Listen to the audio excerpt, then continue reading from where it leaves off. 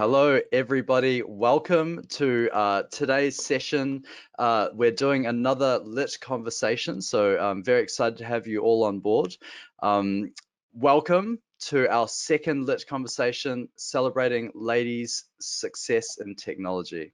I'm Robin Leonard, and I'll be your host for this hour. I'm the co-founder and CEO of AFDigital, a Salesforce Gold consulting partner. We specialize in helping our clients build smarter customer and employee experiences. Our first ever LiT conversation was a success, thanks to 4 amazing ladies in tech from Salesforce and leading retail brands who shared their experiences and advice with us. But we want to continue the conversation this time with ladies who have boldly led technology initiatives within other industries like property, financial services, and more. Today, we will continue the conversation with a fireside LiT chat with 4 new speakers to discuss how they led their brand's digital transformation journeys, share what they have learned from it, and most importantly, inspire everyone to take that leap into technology. If you have any questions for our speakers, please leave them in the chat box and we'll be addressing them towards the end in the Q&A portion. Without further ado, let me introduce to you our keynote speaker for today. Tara Ridley is the VP for Alliances and Channels for Salesforce ANZ, who is responsible for setting and executing Salesforce's partner strategy in the region. She has over 20 years of experience in the ICT industry as well. Here to share her own inspiring journey, experiences, and advice as a lady in tech, please welcome Tara. Thanks so much, Robin. It's wonderful to be here. A great privilege to be invited to join such a esteemed speaker group and series. I've been asked to share a bit about my career journey and in particular, maybe some top tips or guiding principles that have helped shape my career to date. As you may pick up from my accent, I'm originally from the UK. I studied a Bachelor of Arts in Marketing and I had great aspirations to go into the international field of marketing, maybe something really hip and cool like brand management or PR. I remember applying for some internships at, the cool companies of the 90s, being Levi's and Coca-Cola. Had no desire to go into tech whatsoever. Don't think I even realized what tech was. But Hewlett-Packard came to speak to our university and I'll share with you that I worked out that their head office was close to where my parents lived and that if I took a job with them, I could live at home and basically pay off some student debt. And that is literally how I fell into tech. Nothing more sophisticated than that. And I turned up on my first day of my internship expecting to be working in the marketing department because of course I was doing a marketing degree, only to discover that things had changed and I had actually been aligned to work and support the enterprise sales team. Which I guess leads me to sort of my guiding principle number 1, which is be adaptable and embrace change because you can't predict what's going to happen around the corner. And I think 2020, if nothing else, has shown us that. And you know what? It's really good to be uncomfortable. I've certainly over the 25 plus years that I've now been in, I say plus now, so, I think you get to a certain age where you can just say plus. But you get to the point where I've now realized actually when I am uncomfortable, I learn most. So that's top tip number 1. So anyway, I finished my degree and because I was hooked, loved sales, loved tech, went back and joined them on their graduate sales training program. And over the course of nearly 9 years, had a tremendous opportunity. I did 6 different roles across the sales business, different industries, different sets of accounts, different responsibilities. absolutely thrived and loved it, and loved the competitive nature of it. But you know what? Working in the 90s in London, female in technology, in sales, it was incredibly male dominated. And, you know, it was quite intimidating at times. I look back and I don't think I had one female customer. So there I was in my 20s, you know, young, blonde, like having to sell to CIOs and executives. And it was hard. It was hard. And I suppose that you know, leads me to my number 2 principle, which is you've got to be confident, be fearless. You've got to lean into it, and but at the same time, be authentic. I think being true to your values and true to yourself is incredibly important, and people will see through it. If you're trying to be someone else, if you're trying to act like you think you should, people will see through that. And I think people, you know, people buy from people, and people trust relationships, and that's where being authentic is incredibly important. And there's a Churchill quote that I love, which says, "Success is not final, failure is not fatal, but it's the courage to continue that counts." And I think in times of your career where you think, what am I doing? And you have that fear and that uncertainty and doubt, it's lean into it. Vulnerability gives you strength, and it certainly gave me strength over the years. So fast forward, obviously I ended up in Australia. I got the opportunity to take a sabbatical, travelled, because I didn't do that straight after university, and landed in fabulous Sydney, which I adore. And I thought, I needed to get a job. The easy one would have been just to, you know, try and get a transfer with HP, but I'd only ever worked for this big American corporate tech company. Decided to push myself out of my comfort zone, try something different, and specifically targeted smaller companies. And I wanted to work for an Australian company, and I wanted to work in an industry that I didn't really know much about. So I ended up working for Macquarie Telecom. The Tudor Hope brothers run Macquarie. I went from an 80,000 employee company to a 200 employee company, with the two brothers as the entrepreneurs running the business. I knew nothing about telco. I had no network in Australia, but I knew how to sell. I felt I had a proven track record. I knew how to build relationships, and I knew how to communicate. And I thought I could learn everything else. And I did, and it was an incredible, very steep learning curve, but it was fantastic. I learned a huge amount. I built a great network. So much so that, you know, 3 years, 2.5, 3 years down the line, I got a headhunter call for a job at Cisco. And what my time at Macquarie made me realize was actually that I missed and thrived the big corporate, because I learned that I need to learn, and I need to be out of my comfort zone, and I needed the different opportunities which a large corporation does often lend itself to. As I said, I've managed 6 roles over 9 years in HP. Some came my way and some I initiated, but all of those were to stretch me and get me out of my comfort zone. So joined Cisco in 2007, and that was my first foray into channels and alliances. And I felt that my direct sales experience had really set me up for success going into the channel team, because I was having to work with the direct sales teams and effectively pitch why they should be working with the partners that I was managing. And it was fantastic. Really enjoyed it. Learned a huge amount. Ended up then moving back into the sales arena, and was given the opportunity to go for promotion and effectively run the enterprise sales team. of which they had never had a woman run the enterprise sales team ever in the business. And I felt completely underqualified and out of my comfort zone.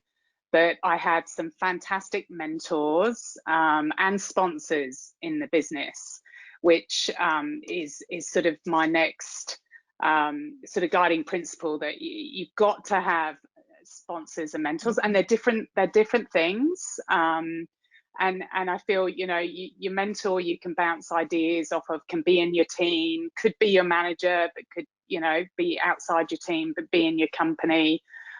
Sponsors are people that are not necessarily in your direct line of hierarchy, but can back you and be part of a potential decision-making tree that would actually back you into that role. And I had some amazing sponsors and mentors that really encouraged and pushed me to go for the role. And I was successful, and you know, became a director and on the senior leadership team, which was a role that I learned probably one of the biggest learnings over my career. And then went on to actually run the services business, which was an area that I never had any intention of going in whatsoever, but that was just an opportunity that came my way. And again, knew nothing about services, and had I had the choice, I definitely wouldn't have necessarily taken that role. But on reflection, it's the one that I actually probably learned most of. So again, it's being fearless, staying true to your values, which for me was around learning and being out of my comfort zone. And I think probably the fourth kind of shining principle for me, which I use all the time when I am coaching and developing my team, and also when I'm hiring, is to make sure you let your passion shine through. It's really important that you identify what energizes you. We spend a lot of time working, and it's really important that you love that there are elements of what you do, and hopefully a lot of elements of what you do that you actually get energized by and can be passionate about, because passion is infectious. And you know, if you're talking to people, if you're engaging in opportunities, if you're going for an interview, if you're having a chat, if you're getting advice, you know, let that passion shine through, because it will really hold you in good stead, and that helps form your brand, which ultimately, you know, perception's reality, and unless you have that opportunity to help form and create your brand, it's those interactions that people will be judging you on. So always make sure that you're putting your best foot forward and letting that passion shine through. So fast forward to today, I'm 6 months, I've just hit 6 months at Salesforce.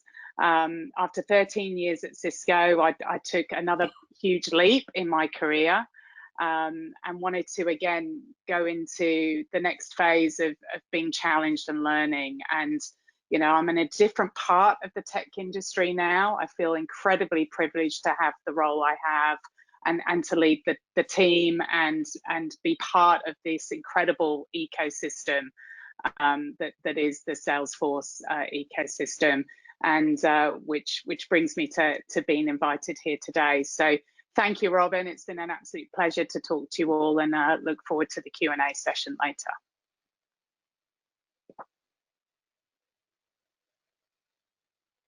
Thank you so much, Tara. That was really amazing. Thank you for sharing your own story and learnings with us. I think the one thing I kind of took away was Tara's recipe for success, which is really just putting yourself in a situation where you're challenged. You know, a lot of people don't do that, or they don't want to do that. But I think what I picked up in what you said is that you knew that you needed to be in a situation you're uncomfortable in, and you put yourself in it, and that was the recipe for success, not anything else. So yeah, really cool. Thank you for sharing that. Great. So don't forget to leave your questions in the chat box. Our speakers will get to them later in the Q&A portion. And I'm really excited about the Q&A. That's a really exciting part of this talk. So please do ask your questions. So with businesses and individuals having to rapidly adjust to the new normal, it is becoming a must to future-proof your business. Whatever industry you're in, these ladies we invited to our Fireside LiT chat have led their tech implementation initiatives to do just that. with a robust CRM called Salesforce that lets you ultimately automate your business and provide smarter customer experience. Let me introduce you to our ladies in tech today. We have Louise Cummins, the Marketing and Digital Innovations Director of H&R Block Australia, a leading tax preparation company with over 470 locations nationwide. Her tech journey started when she became part of a cross-functional digital transformation group dedicated to improving client experience and operations at H&R Block. We also have, welcome back, Fiona Moylan, Global Director for Digital Data and eCommerce at Jurlique, a cosmetics manufacturer specializing in natural botanical-based skincare. She is one of the top 10 executives in eCommerce 2020 and started her journey into technology way back in the mid-2000s. Moderating the Fireside LiT chat will be our very own Lady in Tech, Pauline Pangan, AFDigital's founding director. Pauline, let's get started. Thank you, Robin. Hello, ladies, and to all of our audience. I'm really excited to have this conversation again. So let's start. I'm certain that every lady in tech has an interesting story to share, and it's so good to hear from Tara's, like, you know, how you started and fell into the tech world. And I'd love to hear both from Fiona and Louise. How did you find yourself in the tech world? And maybe Louise, we can start with you. Sure. Well, I was just reflecting actually. When I was a teenager, I've always loved tech. Actually, I was a gamer from way back, and then when I went to uni, I did computer science and applied maths. So I just loved that field. I was always really interested in that field. But similar to Tara, I sort of was drawn to marketing. And so spent the next sort of 20 plus years, as Tara would say, the plus, in different industries, varying from, you know, Optus, 3M, similar to Fiona, Optus, 3M, Channel 7, MGM. Actually, I was reflecting when you were talking about, Tara, about pushing yourself out of your comfort zone. One of the real key milestones for me was I was working for MGM Studios and I loved it. It was fantastic being in the movie industry. And I just decided one day I want to be working for World Vision. And sort of within a couple of months, I was living in Cambodia working for World Vision. And that sort of being able to push yourself out of your comfort zone is actually when the real beauty happens, I think. But in terms of my career, I've been more drawn to roles that have either had disruption or innovation or tech. So like I was part of the group that brought digital cameras into Australia with Fujifilm and then had to sort of move us from an analog company to a digital company. At Invisalign, which was a real disruptor, a digital disruptor in the dental space, to Optus, where we were bringing in iPhones. So I was always drawn to that kind of those roles.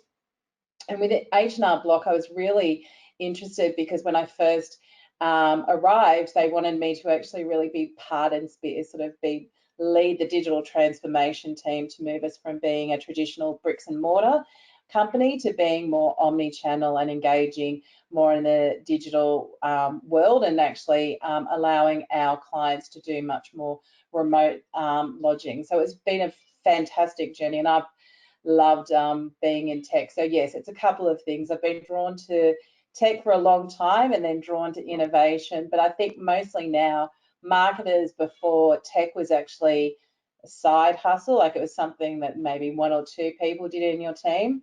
Now it actually has to be part of our DNA. So the fact that it's been something I've always enjoyed, I think has really played well into the next era. Thank you. That's amazing, Louise. And you're right, we really need to live and breathe it as like brand managers or marketers. So thank you for that. Fiona, what about you? Hi everyone. Can you hear me okay? We can hear you very well. Fabulous. So it was very different to Louise and Tara, where I had no intention of getting into technology and digital. In fact, when I was in high school in my final year, I wanted to be a comedy writer. So there you go. So I just do that in my spare time. So I wanted to be a writer or be an actor or do something that's that made people laugh. I was just addicted to Saturday Night Live and In Living Colour. If anyone remembers In Living Colour and Ace Ventura and all of those guys, I was obsessed with it. So I didn't have a plan when I left school. In fact, my parents, both Irish Catholic, wanted me to become the good Irish female and do a nursing degree. So I was enrolled into nursing and pulled out, which went down very well with my parents, as you can imagine. And I decided to not do nursing because I'm not good with blood and I have absolutely no interest in it. And I started working straight away at the time it was within hospitality. And I met so many people at a very young age who were working in tech. In fact, most of the guys at the hotel that I worked at the time for Anderson Consulting. So they would talk about innovation and technology, and I was probably 19 at the time. So I eventually knuckled down and started studying, and I didn't particularly seek out technology, but all I knew is I needed to have a lot of fun at work. I need to laugh every day. I needed to be part of a team because I love being around people. I'm an extrovert, so I get my energy and my excitement for life with being social and being in big teams.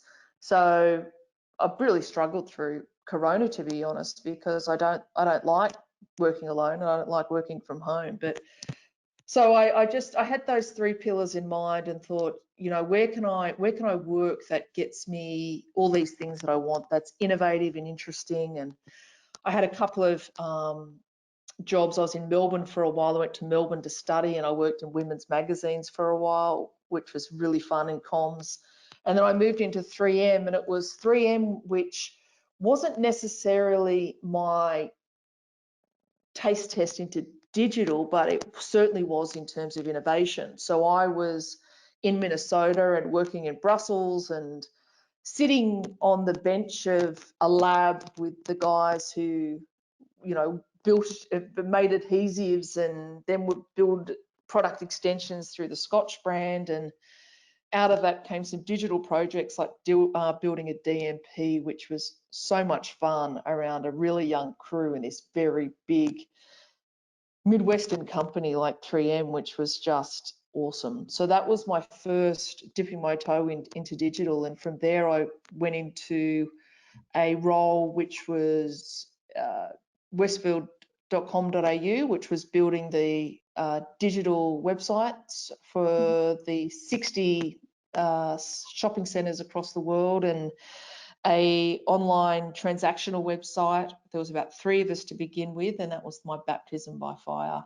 It was so much fun, so much hard work, so terrifying, and I was deeply in the deep end. But before I knew it, I was surrounded by vendors and developers and engineers who became very, very close friends, and I was having the time of my life. And you know, I still think of myself as not necessarily a digital person. I'm not a technocrat by any stretch of the imagination. I still think of myself as an all-rounder, you know, general manager, but I just have a interest in digital because it's so interesting, it's so fast, it's fun, and it's topical. So it wasn't a plan, is what I'm trying to say.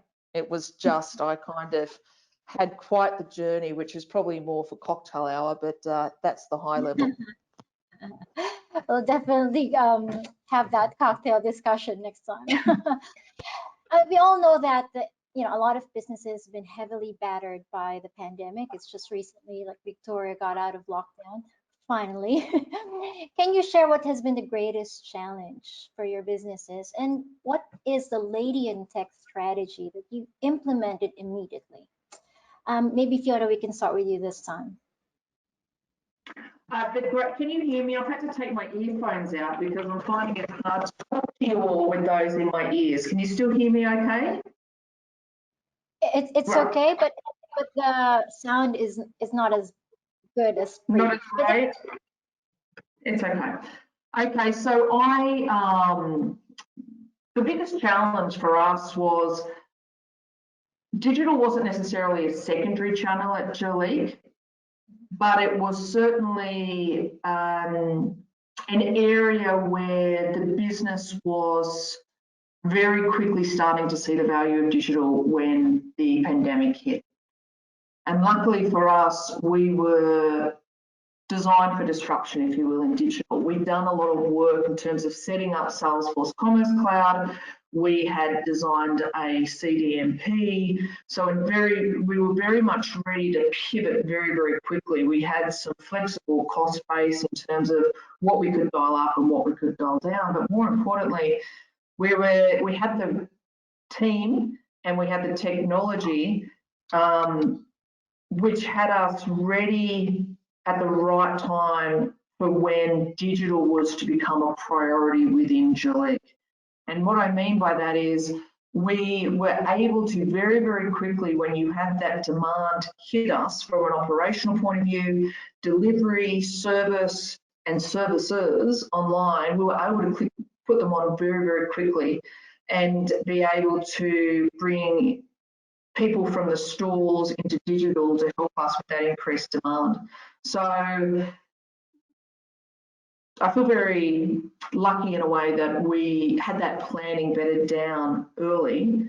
So when the pandemic hit us, although it was very, very hard, it was challenging, we had the bones, if you will, of what we needed to run at speed, ready to go. That's awesome. What about you, Louise? How was that like for professional services like H&R Block? So I think everyone has been impacted by the pandemic in different ways, but so our biggest sort of business challenge at H&R Block is we're moving from a traditional bricks and mortar retailer to more omni-channel with that digital integration, like I mentioned in the intro. So we were really lucky in that we were actually already quite clear and progressing with our digital transformation. So the operations team had moved to paperless. So we've saved about 10,000 trees in 3 years, which is amazing. And we were already, yeah, so cool.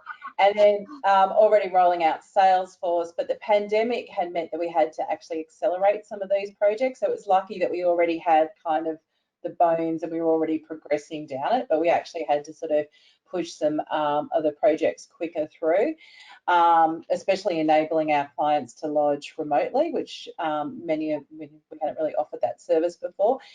In terms of the retail channel, there was some online products, but we were actually, we had 100 offices in Melbourne shut down, so that was a lot of offices. So we had to offer phone appointments and actually getting our tax preparers actually set up at home to actually be able to do the service at home. So it was a lot for the extended team.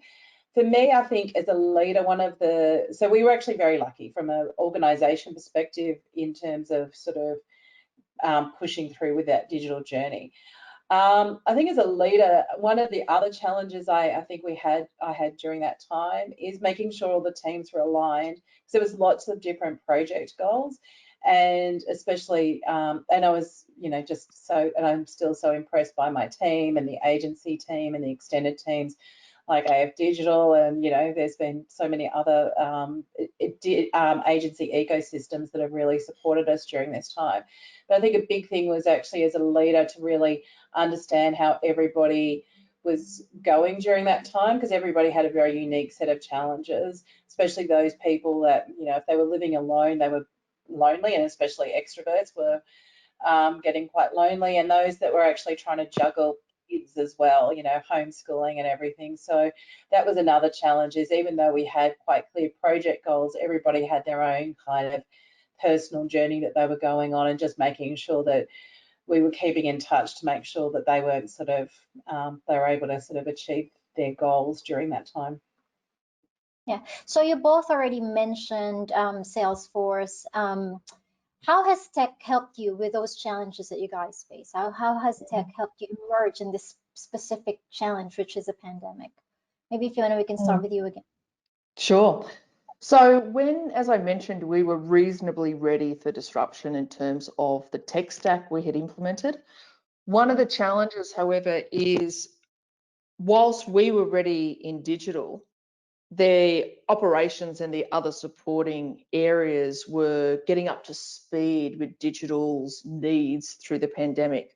So there were a couple of services we needed to turn on and use technology to do that. So an example would be we turned on live chat. So what we looked at is what sort of services do the consumers need during this period.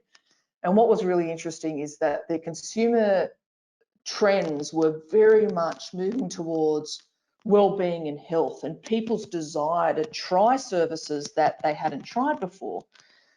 So we have this fantastic opportunity where we could leverage this consumer behavior. Then we also had, with that, some really great skills in our stores. Now, we didn't typically cross-pollinate the amazing store staff with what we were doing in digital. It was still quite siloed. What the pandemic did is we launched some services. So we noted that, listen, the customers need to trust us, they need to have convenience, and they need to have relevance. So there were three things that we did. One was we very much looked at the brand affinity and people's desire to prioritise wellbeing. And I don't know about you ladies, and sorry, Robin, you as well, but there has been a lot of time for a pause that I know I certainly never have, where I have tried brands and tried services I never had before. So how do we get that brand affinity and link that to this amazing focus on health and well-being? And what that meant was being able to present more detailed content, more interactive merchandising, more gift guides, and so forth. From a convenience and relevance point of view, we were able to bring in live chat very quickly. So we turned that on, and what we needed to do was customer service very much sat in its own stream.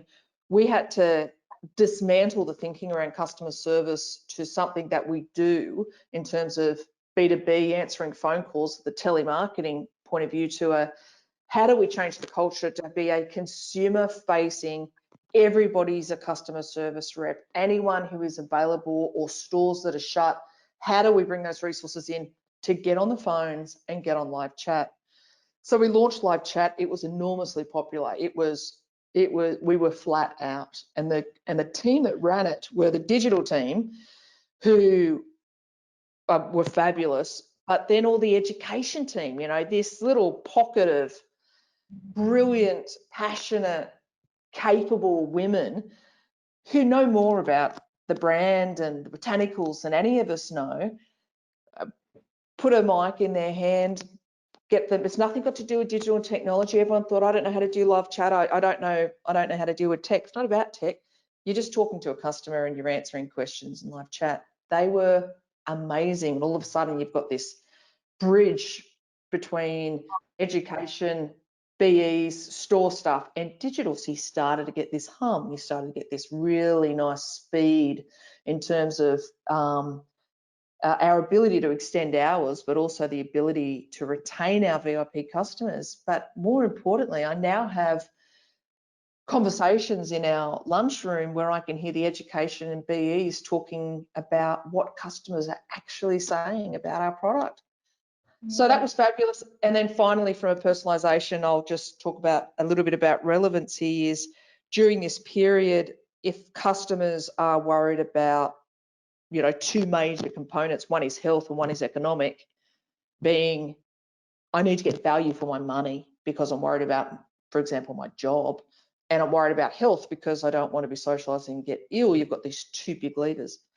So relevance was important in terms of you are buying the right product for your needs. So we launched virtual diagnosis and virtual chats and virtual consultations, and they booked out within hours. So That's making amazing. sure that customers got the product they need, because there's nothing worse, is there, ladies, when you spend a couple of hundred at a beauty counter and you get home and you're like, this doesn't work, this isn't good. Skin is a very high involvement product, particularly skin on your face. So it was a mixture of all those things, you know, and I think the leadership team at Jurlique had a moment of, Wow. This isn't a project that we've been speaking about for months. We literally decided and turned on these services in, I would say, 14 days. Wow. How did So it you was do that? yeah. Well, 14 days. You got the community like becoming your customer service agents essentially. yeah. Well, it can only happen because, you know, we had a new leader in Australia who believed in it. And he's like, come on, all hands on deck. You know, if you don't have support at the very top level, you're in a lot of trouble, no matter how brilliant your strategy is. That's Yeah. true. Very Sorry, true. And I've spoken too long. No, we're all enjoying it. It all That's goes all right. back to listening to your customers, right? And Yeah. making sure you know what they need, right? And not selling Yeah. them stuff that's not relevant to them. Yeah. That's Well, very powerful. and I think with digital, people have been in digital for a while in the last 15 years. You often feel like you're Oliver Twist. You're always the one coming in saying, can I have more money? Can I have more investment? I'm pitching. I feel like a politician, right? It's topical. Has Trump lost yet? Who's No. on? Is it Biden or Biden? I don't know. I don't know if it's been called yet. But you do feel like a politician. You know, you spend most of your time when you're starting digital where I thought, God, I should have just studied procurement or political science because all I do is bat for more money. But with the pandemic, it was like, I'm ready, coach. I've been sitting here for 10 years. Send me on. Let's go. Let's go. That's wonderful. If I can just add something, because that was really great. Thank you, Fiona, for sharing that. I really liked it when you said that, you know, having the store reps come in and use live chat, and having the education guys use live chat. It's now not really, it's like, are you digital or not digital? That question Correct. shouldn't exist anymore. It's, are you Totally. talking to customers or not? And what are the ways that you're doing that? Yeah. Totally. So that's amazing. Yeah. Thank you for that, good. Robin. Louise, what about you? Oh, sorry, I just love that thread of, I think that's exactly right. We have to be thinking about not the tech, but how is this enhancing the client experience? And I think that's a really nice thread that you pulled out there. A couple of the similar sentiments was, I was really, well, obviously without tech and our journey, we wouldn't have been able to survive this. Well, it would have just been, you know, very hard not to have that opportunity to actually be able to do remote lodging through our, you know, retail network, to be able to do remote lodging during lockdown. So that was essential. But for me, similar to Fiona, I've just been so impressed by our staff. So not just, you know, we've got a very collaborative senior leadership team, and I've just been really impressed by how they've actually engaged so much. But it's also, we've got 2,500 staff, and many of them with long tenure. So, you know, if you're talking to somebody who's been there for sort of 30 plus years and been used to sort of writing it, you know, writing on paper old tax returns, to actually engaging in whole new digital systems and doing things remotely and stuff, I've just been so incredibly impressed by them. And I think exactly sort of what thread of what Fiona said was, in the past, this was kind of, yes, we need to do digital, but it was always like, what's the impetus to do it? And also, you know, there's a huge amount of investment in tech and then to actually see that ROI takes time. So I think that just expedited everything. So we were very lucky in that sort of, I think the whole team got on board with it. And I think if another comment, Pauline, is the pandemic helped highlight the value of digital and validate the investment in digital. But equally, the inverse of that is it highlighted areas where you didn't prioritize digital and how those parts of the business were limping. Yeah, so it's all very well and good to have a really great customer experience, but the operational side of the business, finance side of the business, the ability to switch on different payment methods and ship gifts of purchase out of ops and be running longer shifts globally and so forth, all of that has to align. And I think in our business, digital isn't about e-commerce. Digital is about using tech to drive growth whilst minimizing cost, right? So profitable growth, you know, business value. I think that from the people I know who work in e-commerce and digital, whilst leadership is happy the way digital is performing, what it's done is it has really shed a spotlight on areas of the business that were not pandemic ready. Yes, Yeah, absolutely. yeah. That's really beautiful, and that's really the promise of technology, right? The ability for us to be able to drive that growth, like you said, but optimizing costs at the same time. So if you're not doing that, there's really something wrong with the strategy. And what is your greatest success, please? We're here to celebrate you. Can you please share the success that you've seen? Maybe Fiona, we can start with you. During the pandemic, or well, I guess in life. Yes. Well, it'll take us another hour to talk about your life success. Let's start with the pandemic. Yes. Yeah, fill your glasses.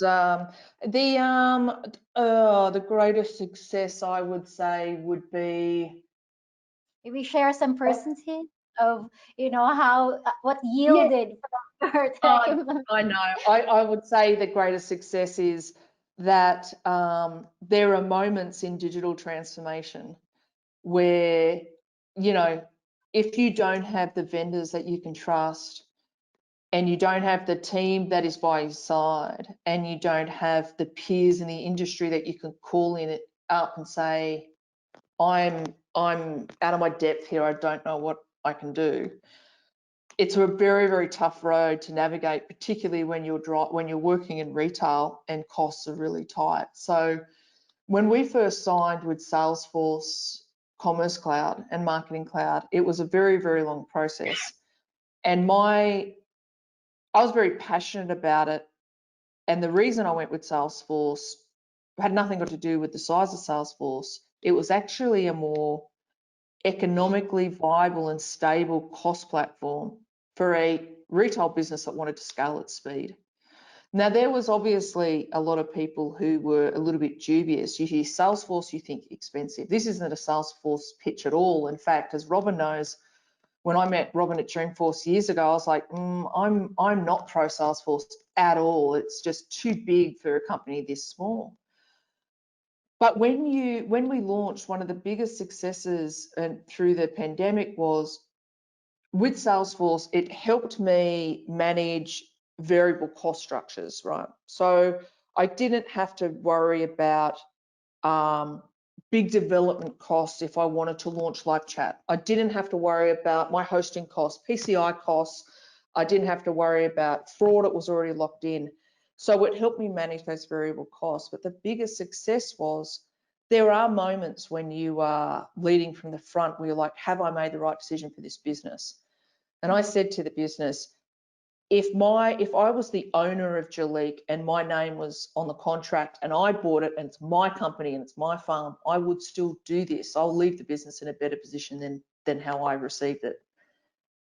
The pandemic, that moment it hit, was the first time I actually exhaled and went, it was absolutely the right thing to do. We would not have been able to hit these levels of productivity. We would not have conversion levels that hit over 6% regularly. We would not be driving double-digit growth, and we would not be doing it at a significantly almost half the cost that it used to cost us.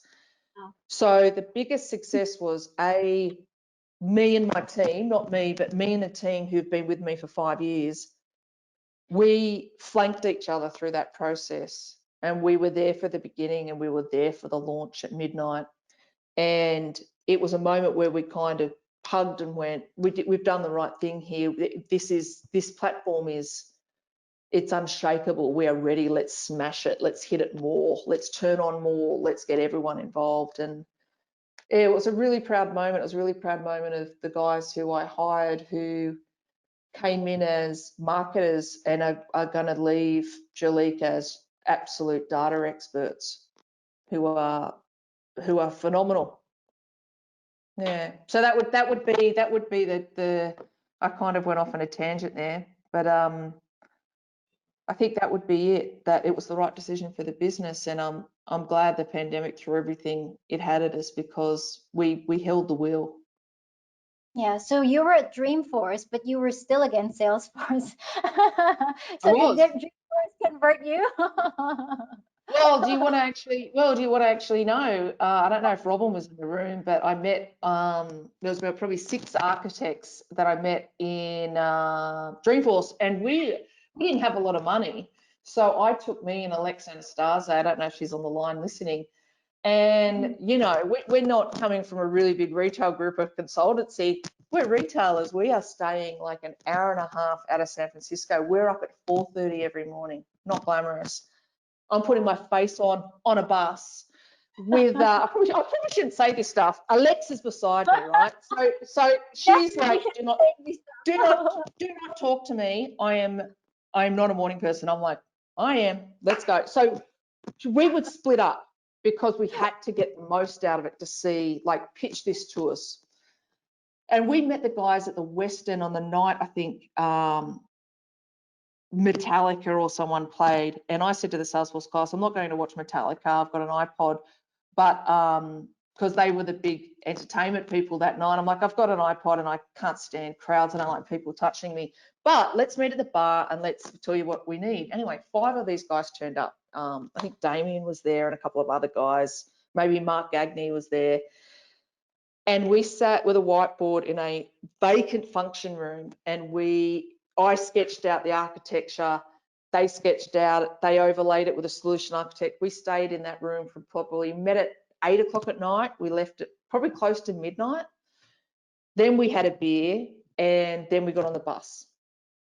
And at the end of that meeting, I said to Alexa, that's the first time I've felt for a long time working in this business that we've got some guys who understand the business and they've got our back. That's awesome. You know, and then the deal was, I couldn't, and then I couldn't.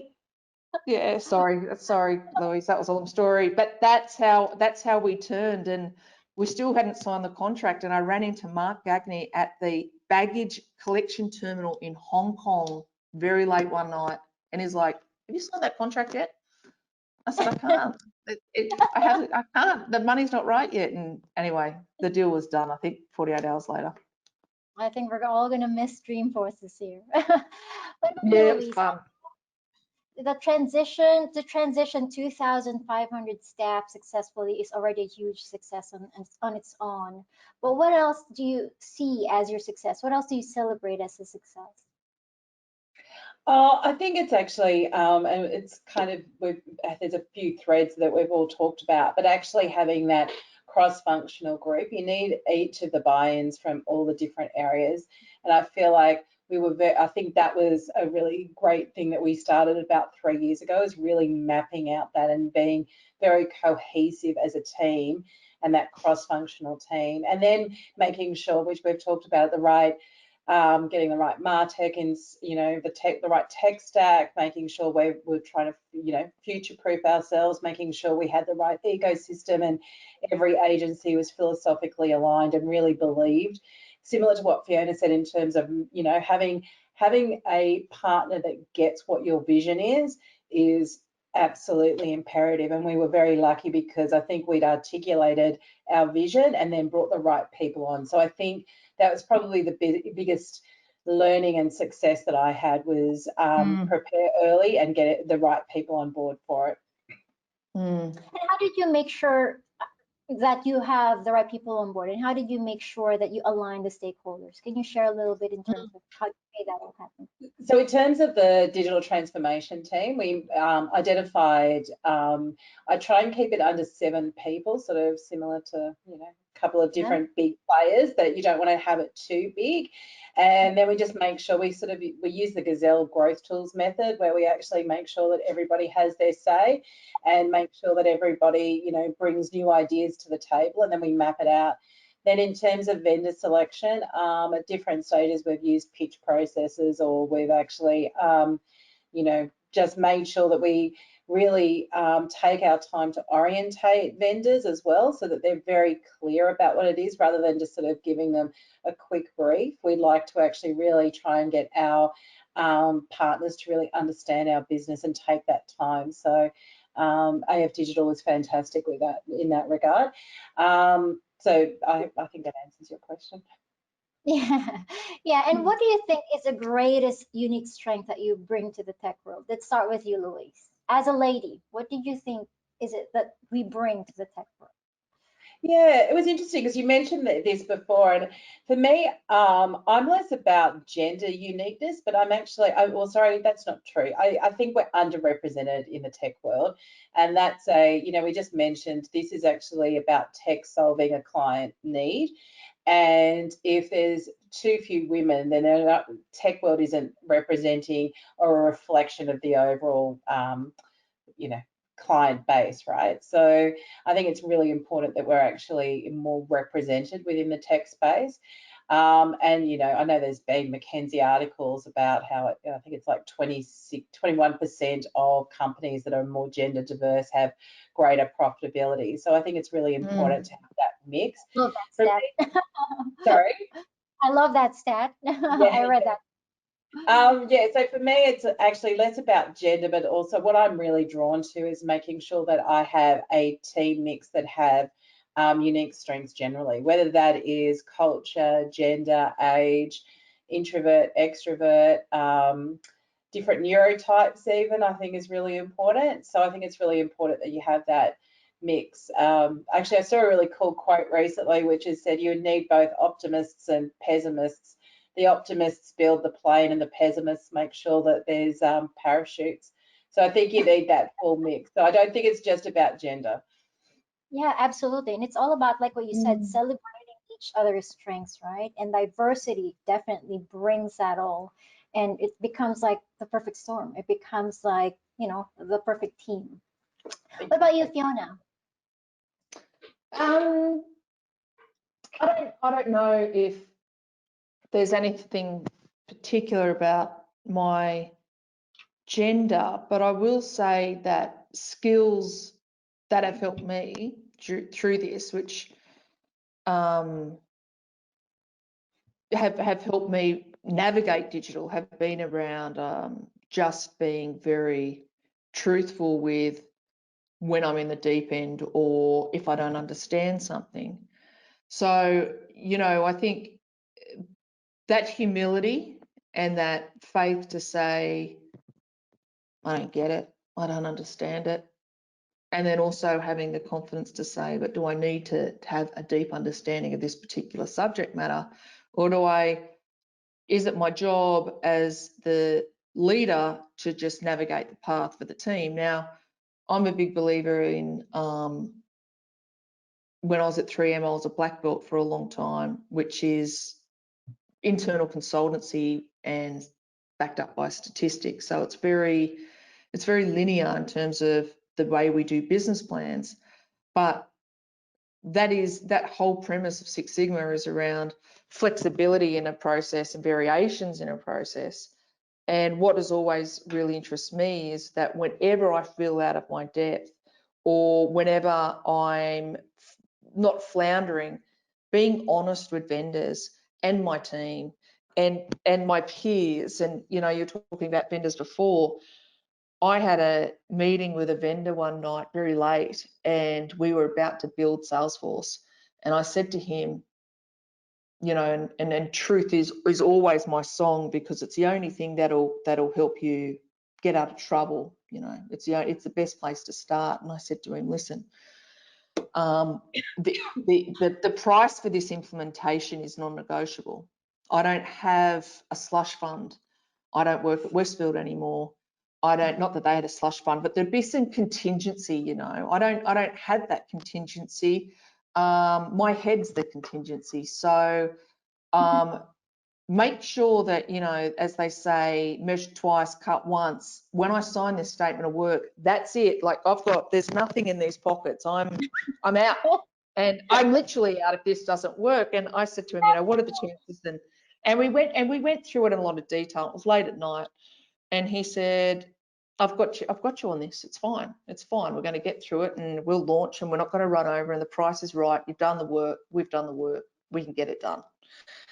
And just that ability to be able to, and I mean, I don't know if that's a gender thing. I don't know if a man would have done it or a woman would have done it, but I always have the best response when I'm just truthful about I'm in trouble here, I need help, or I need your support, or here are the areas of weakness.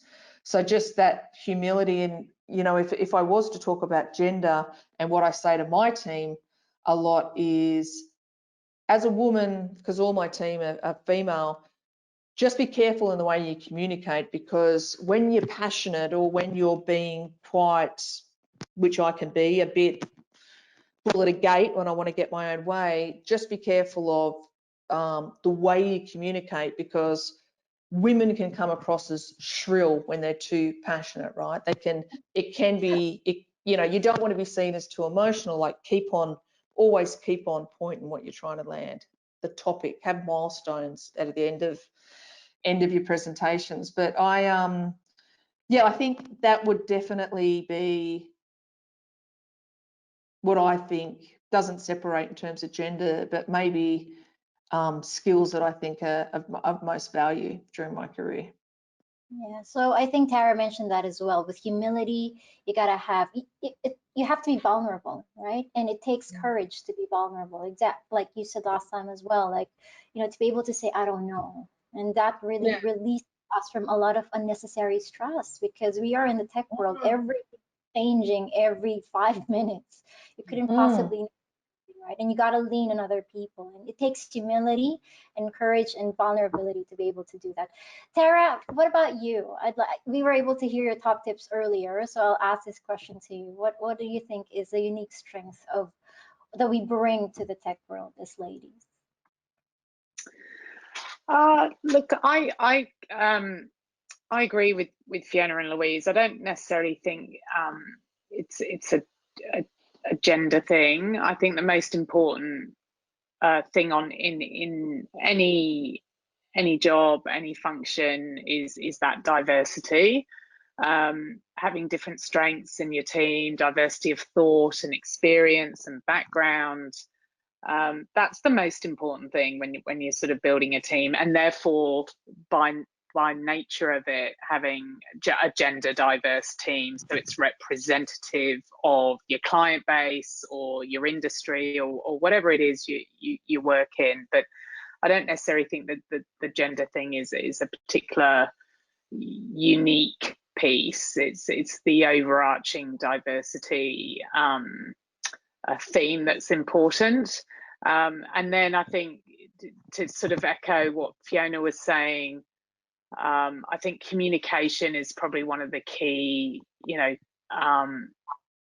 strengths and tips that I recommend, you know, when I'm coaching and mentoring people. I think having that ability to articulate when you need help, or articulate yourself in an interview or in a pitch or whatever it might be, it's a, you know, an invaluable life skill that transcends every industry, every role. And it's probably the most, you know, when I'm thinking about what do I invest in when I'm developing talent and developing a team, it's always in that communication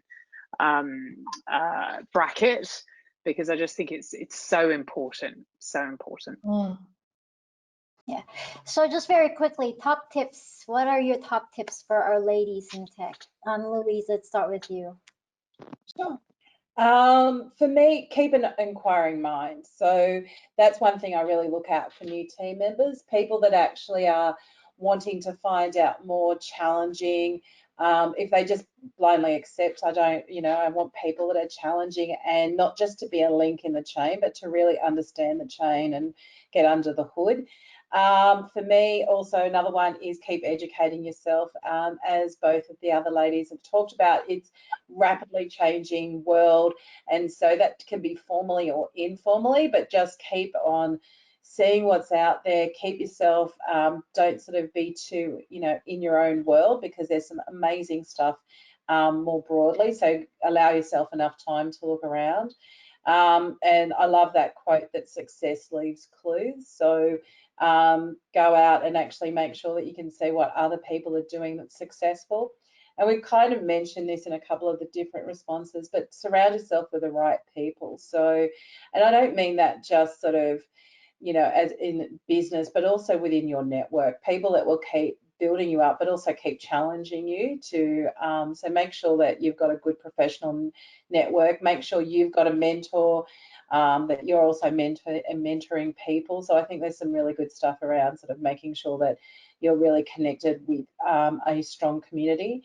And as I think Tara said, back yourself, because ultimately, you know, I think if you talk about one thing about females in terms of, you know, I would say one of the challenges, my experience is we are probably worse at imposter syndrome than the men. That would probably be a little bit, so I would say I've had women that sort of, you know, people in my network that, you know, we all know that they sort of want to have, you know, be 99% prepared for a job to actually apply for it, whereas I think men it's like 60, 70%. Just get there and back yourself, because I think there are too many women that sort of the people that hold themselves back is actually themselves. So really, yeah, those would be my key tips. Beautiful. Fiona? I agree with everything Louise said. I would say to the last point, some of the most brilliant people I've worked with have no idea how brilliant they are. They just don't. They just think that they have to claim mastery to be worthy of a promotion or a paycheck. And so you don't have to know everything. You know, you have to know how to build a strategy and be flexible on how you get there. But my tip would also be, particularly when you're building teams, is sometimes building the team.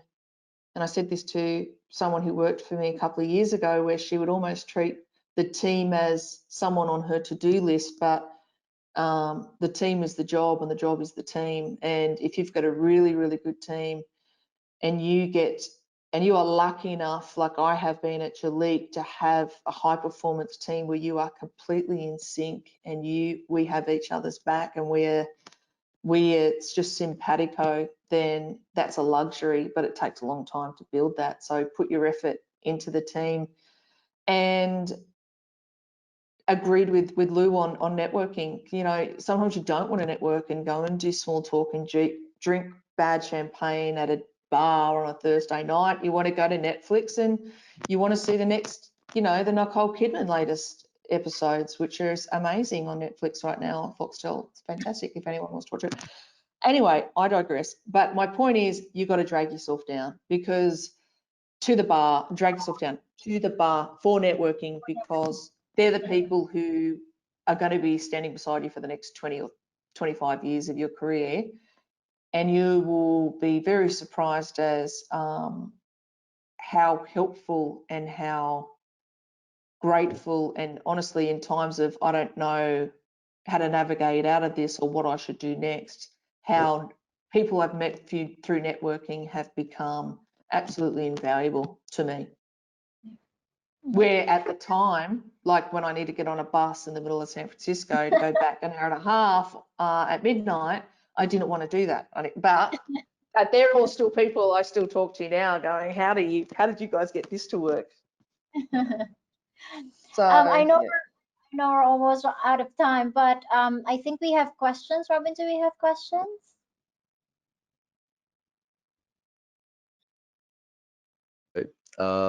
No, but there is one question. What do you recommend for young women that are starting their careers? What would your advice be? Maybe if I can point that to Tara. Yeah. Define young. In technology or in technology. Yes. Yeah, look, I think all the things we've highlighted. I mean, I think building your network is probably, if you're just starting out, that's probably one of the most important things you can do. I mean, literally, almost, you know, every role I've had, you know, spanning both countries has been as a result of investing and building into a network. So I think that's incredibly important. So, you know, as Fiona said, get yourself, especially as you know, we come out of lockdown and COVID, obviously in a very COVID safe way, get yourself to the bar and have that drink. and network. And then I think just working on your skills. Put your hand up for stretch projects. So build your skills and your network internally. Get yourself out of your comfort zone in that regard. I think is really important. It gets your brand known, gets you to meet different people, potentially open up doors that you never thought were possible because you've put yourself up for those sort of stretch projects. So that's probably what I'd advise someone starting out. Well, thank you. And just inviting any more questions, if people can please ask their questions now. Maybe Louise, would you like to answer the same question? Advice to young ladies.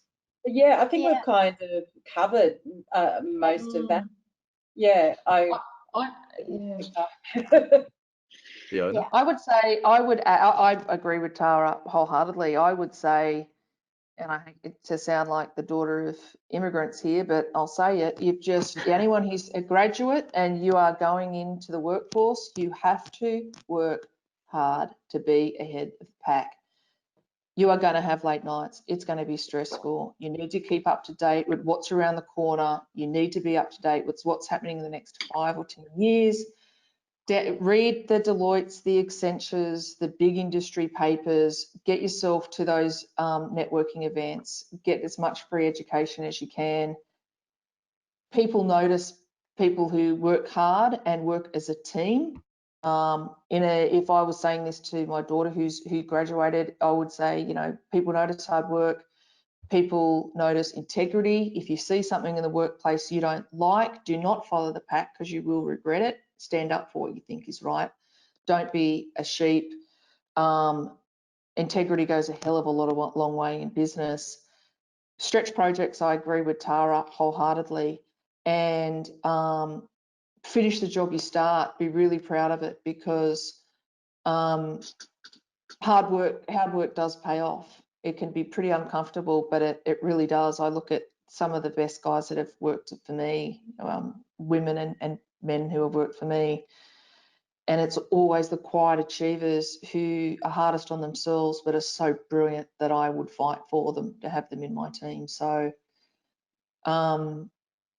yeah, that's what I would say, to work hard, keep educating yourself, and don't follow a pack. Don't get caught up in the coffee room and start having this, listening, because you're always going to get negativity in an office. Be your own man and be your own woman. Yeah. Which means standing by yourself a lot when you're young. Yeah. It's so good you mentioned that because like what I shared last time, like we are at our happiest when we achieve a state of flow, and that's when we are stretched to our maximum limit. We're challenged at the same time. I can talk to you ladies forever. I could keep listening to you as well. But I'd like to thank you so much for courageously and generously sharing your story and also your learnings. And it has definitely enriched me. And I hope that our audience got so much value from it as well. Thank you for everyone who listened and who's still on the call, even though we've already exceeded. Thank you for all the men who's supporting all of the ladies in tech. And my co-host, thank you. Thank you for inviting us. Thanks for the opportunity. Thank you very much. Thank you, guys. Thank you, Goodbye, everyone. everyone. Thank Bye. you. Please don't forget to subscribe. Thank you.